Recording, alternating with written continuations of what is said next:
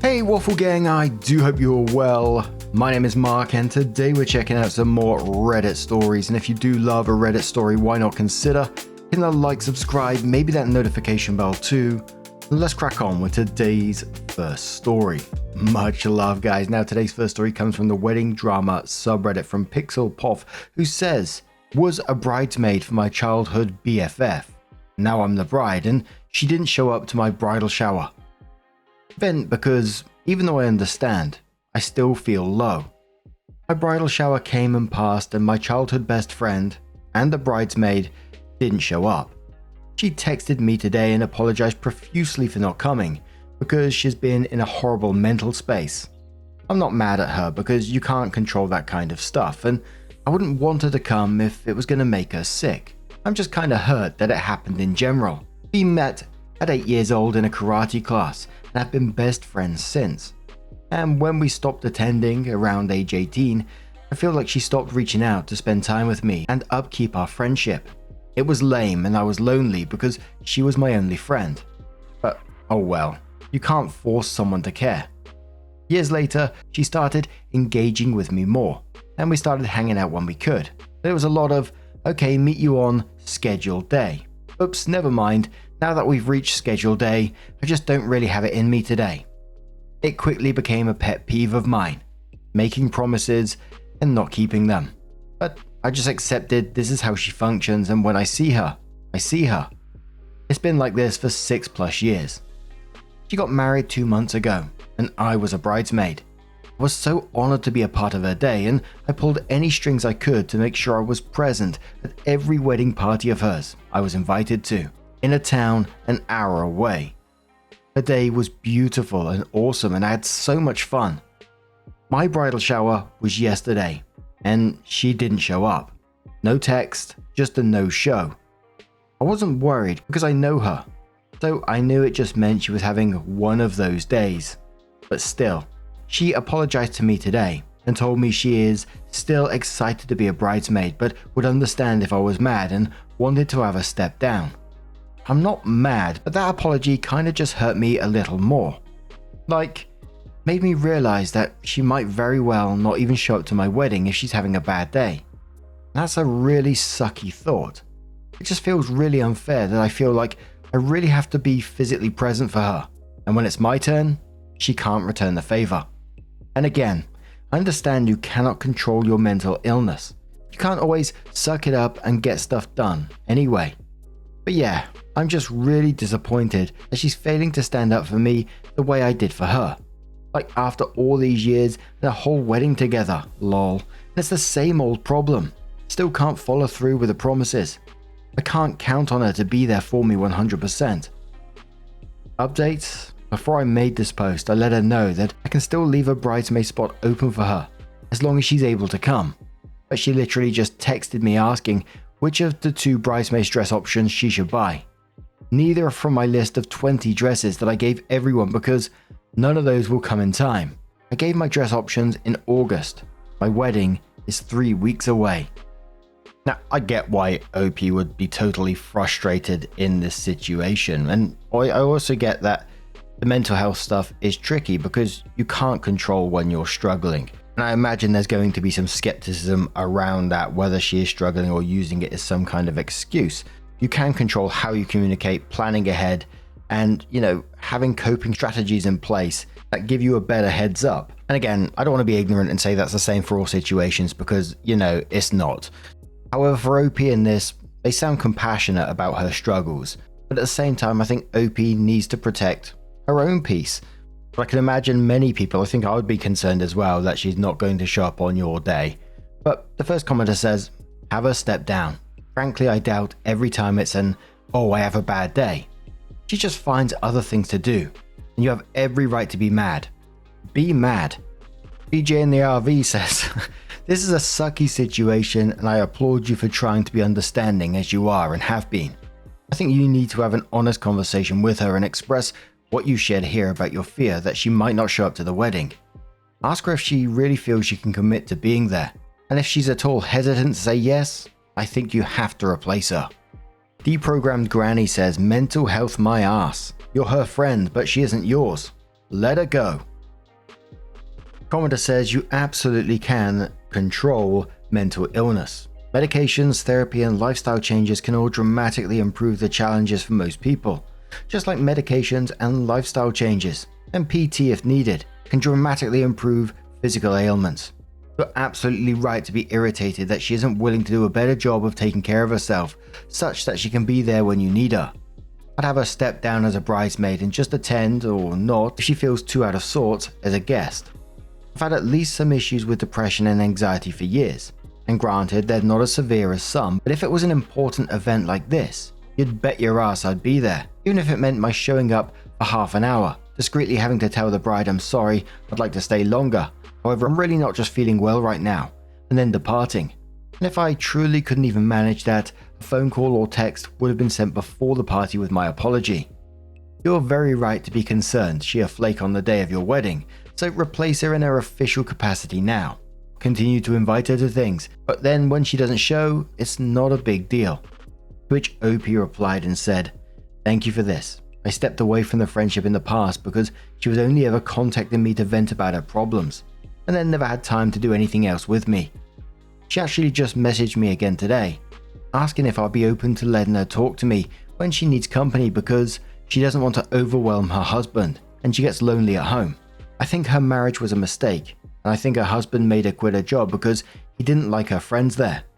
I want to be there for her because I know she's telling the truth, but it's just so sad that she's putting herself in these situations instead of fixing them. I also struggle with anxiety, and I'm medicated for it. Like I said in my original post, I pulled any strings I could to be at her events. That means arranging rides for me to be there because I can't drive on freeways, cancelling work days, and taking my emergency medication so I could be fully present. I just pity her, but I can't empathize." So it was a month after this that OP came in with an update and said, "I decided to let my friend be a bridesmaid as long as she was able.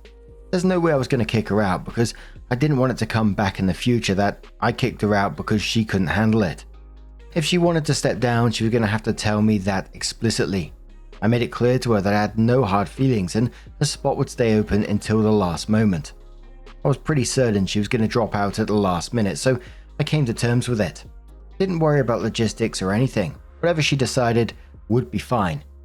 My bachelorette party was last Sunday. She texted me in the morning that she was sorry, but she wasn't going to attend because her dog was taken to the vet yesterday, and he needed to be monitored to make sure he was eating and drinking okay. I told her it was fine. Hope to see her tomorrow. Rehearsal was Monday. I was out having fun with the bridesmaids who'd come from out of town for me, and just a few hours before my rehearsal, she texted a very long message that, bottom line, she said she was very sorry for letting me down, and she wanted to step down from being a bridesmaid. She was dealing with her dog and in a very dark place mentally, struggling because she ran out of her anxiety med and couldn't get a refill yet. She said she hoped she could make it up to me someday. I responded that I'm really sorry for everything she was going through, understood, and hoped to see her as a guest. She responded, "I don't want to bother you," and then another large message telling me that she was struggling to find a reason to live, heavily insinuating she was considering committing suicide. I was honestly taken aback and not sure how I should respond. I was out with my bridesmaids when I received this message, so we stopped and prayed for her. Half the girls, and then my mum when I let her know at the rehearsal, was really upset on my behalf. My mum felt sorry for her, but was also mostly upset that she backed out the day before my wedding. Anyway, Tuesday was my wedding. It was a dream. She didn't attend at all. She texted me the day after and apologized one more time for letting me down. She said she didn't want her darkness to touch my special day. Said I looked beautiful in the pictures and was happy for me. I don't know what this friendship is anymore. Half of me sincerely worries for her, but the other half of me is like, why is she playing with my emotions like this? I'm not her only friend. I'm not the only one for her to open up to, especially not during my wedding. My mind is just a jumble. I don't know how to come back from this. It only adds insult to injury that she lives in the same city my venue and events were in. My other bridesmaids flew across the country for me. Like I said in my original post, I understand that mental health is hard to navigate, but ouch, you know? Commenter said to OP after this one, "OP, please have a family member of hers check up on her. If she has made any words of goodbyes or is threatening suicide, call 911 immediately. Opie says thank you. I'm on my honeymoon and she's actively texting me. Just being friendly. Her husband is aware of her condition. Then OP adds a final saying, our wedding was my dream come true. I love my photos. I'm so in love with my husband's suit. I did my own makeup and was nervous about it. I hope my pictures can be a testimony to all the glasses wearing brides that you and your photos will still look beautiful. And OP did add pictures, but I'm not going to put them on here for obvious reasons. Beautiful pictures though, mind you. Wow, that was an absolute lot. And the timing of that threat from the friend, where with her bridesmaids surround her and stuff, I was just like, oh my word, really? And again, I have to emphasize, mental health struggles are absolutely real and valid. I've been in some dark places myself, absolutely. But to have that put on your shoulders at that moment in time when everything else is already going on around you, and then just going back to normal once she almost got what she needed, it just, oh, dearie me. I think this is one of those situations, and I know it sounds awful in some ways. I'd want to be taking a step back from that relationship. It's very one-way traffic at the moment, and don't get me wrong, I wish that person all the help in the world. I really do hope that they get some help, because there's clearly a lot going on there. But for OP, it must be emotionally exhausting at the same time as well, especially when they got their own anxiety issues going on. But what do you guys make of this situation? Let us know your thoughts down in the comments below. Let's move on to another story. Now, our next story comes from a throwaway account that says, am I the arsehole for not compromising on where we go to lunch because of my food allergy? A while ago, I was awarded for my work. It's not valuable, just a framed certificate. But it was voted on by my peers and I'm a bit chuffed. That weekend, I turned 40. On Monday, my manager, Janine, and her boss, Cara, said they wanted us to celebrate these events as a team and asked where I would like to go for lunch. I was conflicted because there's been a history of disputes around my food allergy. In short, they would go to a nearby Chinese restaurant, but I'm allergic to soy, which features in Chinese food.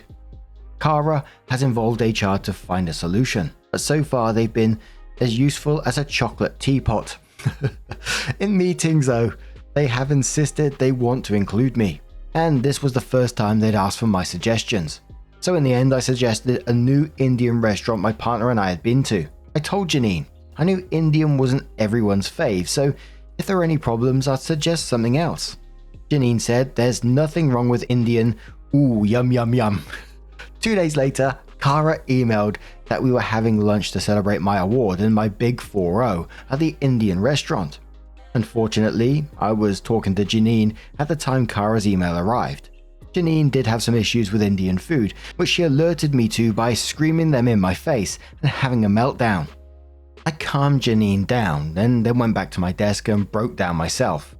Caroline, manager of the next team, came over and consoled me. I was shaking so badly. Caroline filled in the incident report for me, then emailed Janine and Cara to say I was leaving work and drove me to my GP. GP gave me a week off work.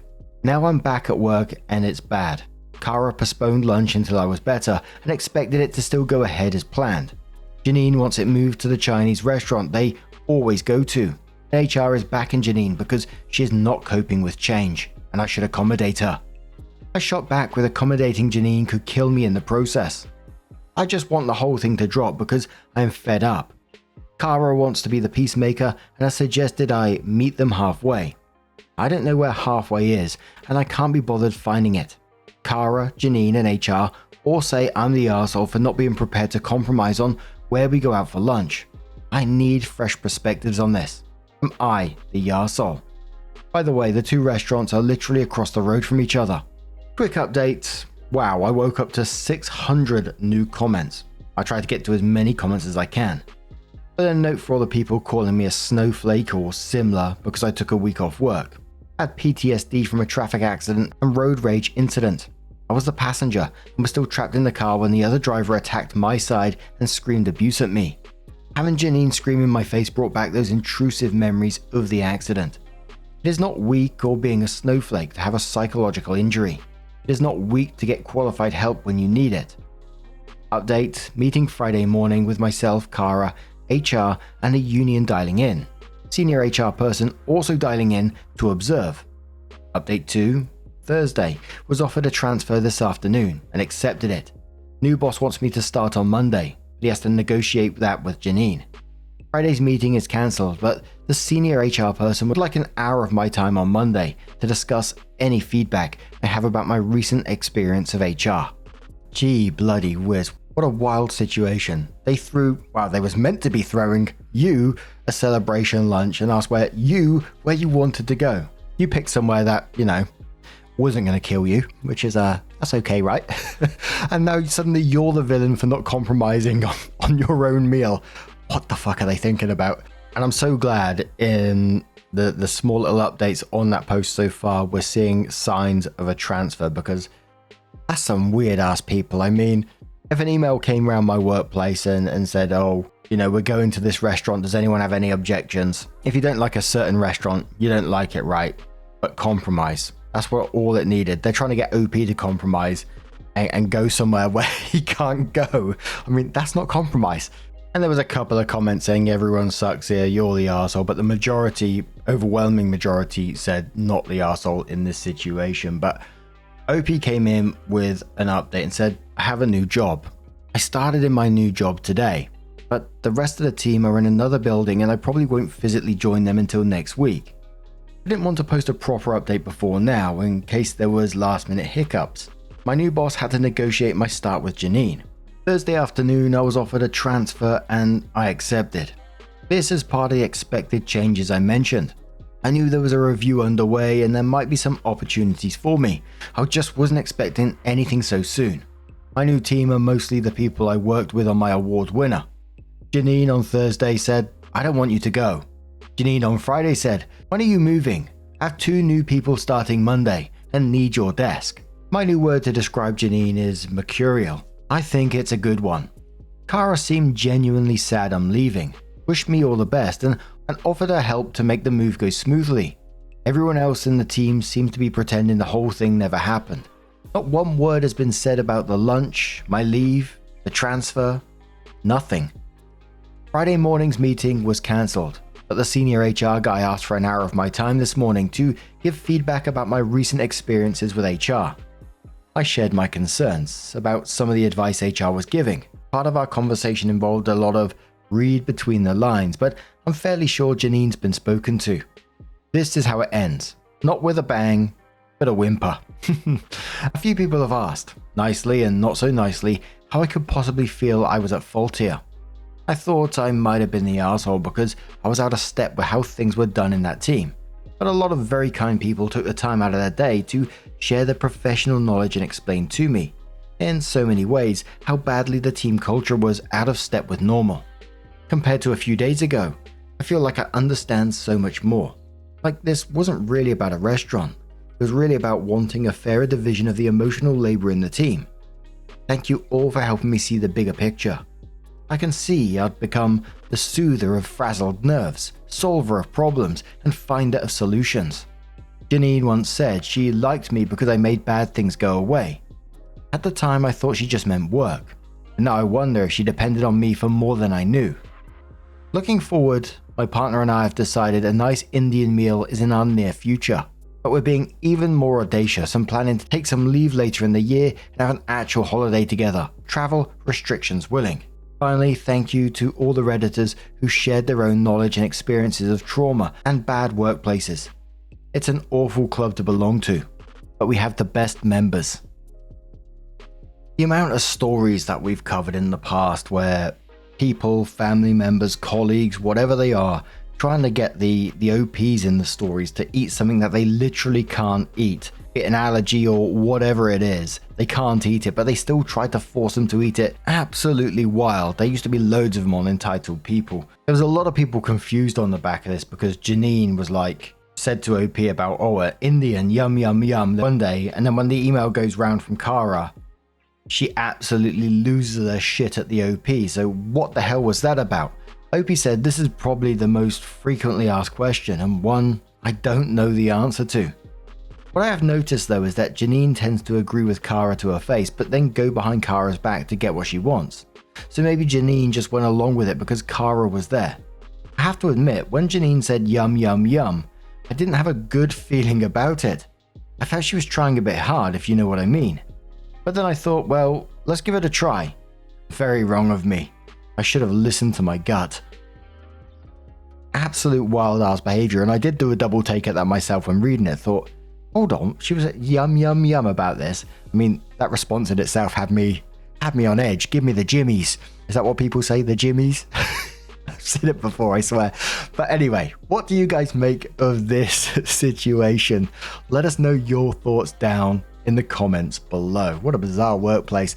Just a huge thank you for being here today, getting involved in the stories, your love, your support, your time. It always means the absolute world to me. So thank you so much for being here, and hopefully I'll see you in the next one.